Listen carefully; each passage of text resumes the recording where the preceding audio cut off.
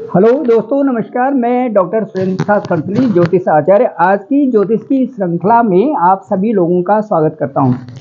दोस्तों, आज की श्रृंखला में आप जुड़ सकते हैं मेरे साथ में, जिनका तुला लग्न है, 7 जिनका 7 अंक है, जिनका लग्न में है और जिनकी तुला राशि है, ये मेरे साथ जुड़ें। और आज की इस ज्योतिष की श्रृंखला में आज विशेष जो विषय होगा वो होगा कि राहु का गोचर। राहु का गोचर जैसे 30 अक्टूबर 2023 से अभी तुला राशि के वो ठीक जो है 6ठे भाव में होगा। इस पर आज हम बात करेंगे। दोस्तों, सबसे पहले मैं कहना चाहता हूं कि राहु क्या है और राहु का गोचर किन भावों में सबसे अच्छा होता है। कुंडली के जो 12 हाउसेस होते हैं, इन 12 हाउसेस में जो ट्रांजिट करते हैं, जो प्लेनेट ट्रांजिट करते हैं, उनमें सबसे अच्छी जो ट्रांजिट का जो सबसे अच्छा पीरियड होता है वो होता है शनि का। शनि एक हाउस में 2.5 साल ट्रांजिट करते हैं और इस तरह से वो 12 हाउसेस में 2.5 साल एक जगह में रह करके ट्रांजिट करते रहते हैं। तो इसके बाद जो दूसरे प्लेनेट हैं वो हैं जुपिटर। और जुपिटर एक हाउस में 1 साल ट्रांजिट करते हैं और इस तरह से 1 साल के ट्रांजिट में के दौरान जुपिटर ये बताते हैं कि जातक का, उस इंडिविजुअल का कब जो है अच्छा समय आने वाला है। तो इसी तरह से जो राहु की गति है वो भी ठीक 1.5 साल का उनको टाइम दिया हुआ है और 1.5 साल काफ़ी बड़ा समय होता है उस हिसाब से। तो राहु की गति 1 साल में एक हाउस में रहती है और इस तरह से ट्रांजिट चलता रहता है। अभी प्रेजेंट में मैं बताता हूँ कि राहु चल रहे हैं इस समय मेष राशि में, और मेष राशि मतलब एक अंक में। आपका तुला राशि से मैं बताऊंगा कि ठीक 6th हाउस में अभी जो है 7th हाउस में, ठीक 7th हाउस में अभी राहु की स्थिति है। और राहु जो है 30 अक्टूबर से रेट्रोगेट अवस्था में ही चलते हैं, तो रेट्रोगेट अवस्था में आपके 6th हाउस में आ जाएंगे। अब मैं ये कहना चाहूँगा कि राहु जो होते हैं वो कुंडली के कुछ हाउसेज ऐसे होते हैं जैसे 3, 6, 11। 3, 6, 11 तो 3, 6, 11 जो हाउसेज होते हैं। तीसरा जो हाउस होता है वो पराक्रम का होता है। 6th हाउस जो हमारा शत्रुओं का होता है, ऋण संबंधी होता है, या हमारे ऐसे रिश्तेदारों का होता है जो दूर के रिश्तेदार होते हैं। और कहा भी जाता है यदि 6th हाउस किसी ने जीत लिया तो उसका आधी लाइफ का तो जो है काफ़ी जो ट्रैवल होता है वो अच्छा चलने लगता है, क्योंकि 6th हाउस एक रोग का हाउस भी है, शत्रु का हाउस भी है और हमारे उन रिश्तेदारों का हाउस भी है जिनसे कि अच्छा बना के हम अपने जीवन में आगे चल सकते हैं। तो तीसरा जो पराक्रम का हाउस है, इसमें भी राहु का ट्रांजिट अच्छा माना जाता है। 6th हाउस में भी राहु का ट्रांजिट अच्छा माना जाता है और 11th हाउस में भी राहु का ट्रांजिट, लाभ स्थान में भी जो राहु का ट्रांजिट है, गोचर है, वो अच्छा माना जाता है। तो तुला राशि का इस समय 6th हाउस में गोचर होगा, जो कि 6th हाउस का गोचर जो कि तुला राशि वालों के लिए अच्छा होगा। अब मैं बताना चाहता हूँ कि राहु क्या है। राहु एक प्रकार से ऐसा प्लेनेट है जो कि जिसको कि एक एग्जिस्टेंस तो नहीं है, लेकिन उत्तरी और दक्षिणी जो क्षितिज है उन पे राहु और केतु का एक स्थान बना हुआ है। वो स्थान इस तरह से है, एक छाया ग्रह है दोनों। और जैसे राहु केतु तो दोनों एक ही हैं, लेकिन उसके बावजूद भी जो राहु का ऊपर का सिर का भाग जो है राहु के रूप में लेते हैं और उसके नीचे का जो धड़ का हिस्सा है उस केतु के लिए लिया जाता है।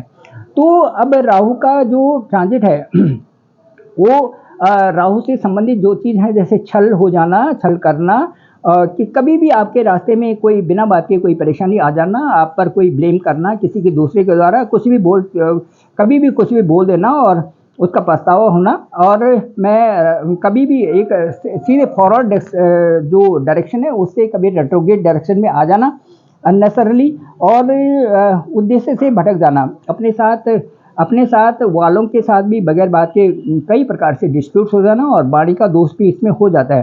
तो ये सारी चीज़ें राहु की जो दशा और अंतर्दशा आती है उसमें ये देखी जाती हैं। अब मैं ये बताऊंगा कि जो ट्रांजिट है इस समय, जो तुला राशि का ट्रांजिट है उसको मैं बताना चाहूँगा। ठीक इस समय आपके 5th हाउस में सैटर्न गोचर कर रहे हैं, 5th हाउस में, और 7th हाउस में राहु और गुरु की स्थिति बनी हुई है। उसके बाद मैं बताऊंगा कि लाभ स्थान में तो कोई नहीं है, लेकिन जो द्वादश भाव है उसमें सूर्य और मंगल की एक ईटी बनी हुई है। सूर्य और मंगल बने हुए हैं ठीक द्वादश भाव में, और 7th स्थान में राहु और गुरु हैं। अब मैं ये बताऊंगा कि जो अभी स्थिति है वो आपकी जो जन्म कुंडली के हिसाब से कुछ ऐसे ऐसे भाव भी होते हैं जिनका जहाँ पर दशा और अंतर्दशा आती है, तो वो कुछ जो त्रिक भाव होते हैं उनमें जैसे हम 6, 8, 12 लगाते हैं, तो इन हाउसेज में ये त्रिक भाव गिने जाते हैं। और जब इनकी दशा और अंतर्दशा आती है, तो यदि ये पीड़ित होते हैं और मैलेफिक होते हैं आपकी जन्म कुंडली में, तो दशा अंतर्दशा जब आएगी तो उस समय उस जातक को थोड़ा सा काफ़ी परेशानी से गुजरना पड़ता है, या अननेसेसरली कुछ इस प्रकार से स्वास्थ्य में खराबी आ जाती है, या कुछ व्यवसाय से संबंधित कुछ न कुछ अड़चन उस समय आ जाती हैं। तो दशा और अंतर्दशा का बहुत ही महत्व है, और ये तभी संभव होता है जब उसकी दशा, महादशा और अंतर्दशा आ रही हो।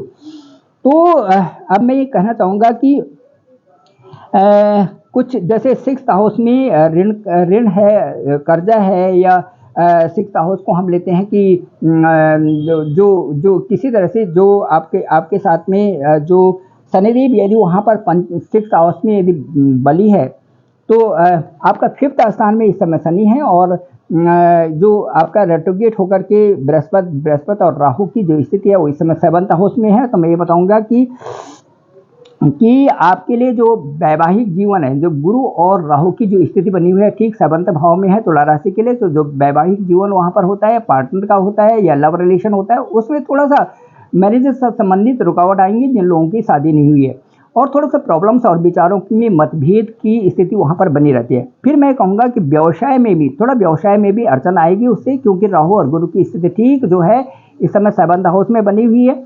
और इसके अलावा जो कॉन्फिडेंस है, जो बोलने का है, उसमें भी थोड़ा सा कमी रहती है। ट्रैवलिंग भी इससे ज़्यादा रहती है, क्योंकि इस समय हम देखेंगे कि राहु का जो ये फर्स्ट जो दृष्टि है 5, 7, 9 इन हाउसेस पे, आपके जो 5th हाउस है वो लाभ स्थान का है, जो 7th हाउस है वो लग्न का है, और जो 9 भाव पे जो दृष्टि डालेंगे वो है आपका पराक्रम हाउस।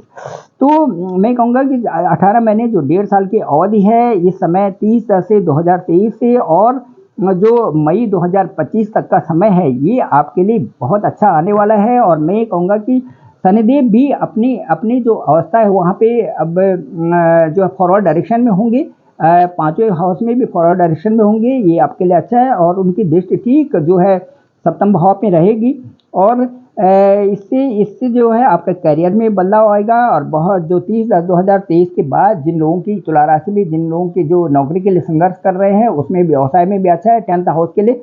और इसके साथ साथ जो सबसे अच्छी बात यह है कि 5th और जो 6th हाउस और 7th हाउस है, उसमें 5th हाउस में इस समय शनि की स्थिति है, 6th हाउस में राहु आ जाएंगे 30 अक्टूबर से, और जो 7th हाउस है वहाँ पर इंडिपेंडेंट रूप से बृहस्पति रहेंगे। तो मैं ये कहना चाहूँगा कि जो 6th हाउस है वो स्पोर्ट्स से संबंधित है, आपका डिफेंस से संबंधित है। इस तरह से वहाँ पर आपको एक ऐसी एक स्पिरिट आएगी आपके अंदर, जो कि आपका कंपटीशन एग्जाम में भी सपोर्ट कर सकती है, स्पोर्ट्स में भी आप जा सकते हैं, और एक अच्छा ओरिएंटेड रिजल्ट लेने के लिए आप compete कर सकते हैं किसी भी एग्जाम को।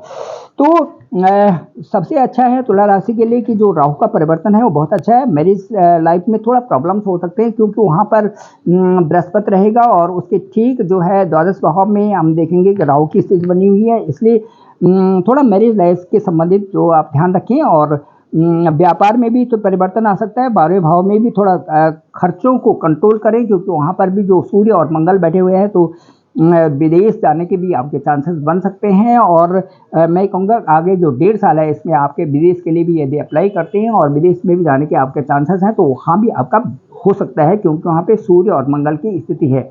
तो मैं ये कहूँगा कि ये जो 1.5 साल है वो बहुत अच्छा है। थोड़ा सा आप ये एक ध्यान रखें कि क्योंकि अभी इसी समय जो है सूर्य मंगल की स्थिति 12वें भाव में है, तो तुला राशि और ठीक जो है 7th हाउस में राहु और बृहस्पति चंडाल योग इस समय बना हुआ है, ये 30 अक्टूबर से हटेगा। तो इस समय आप अपनी वाणी पर कंट्रोल रखें, और ताकि जो है आपके सारे काम अच्छे से हो सकें।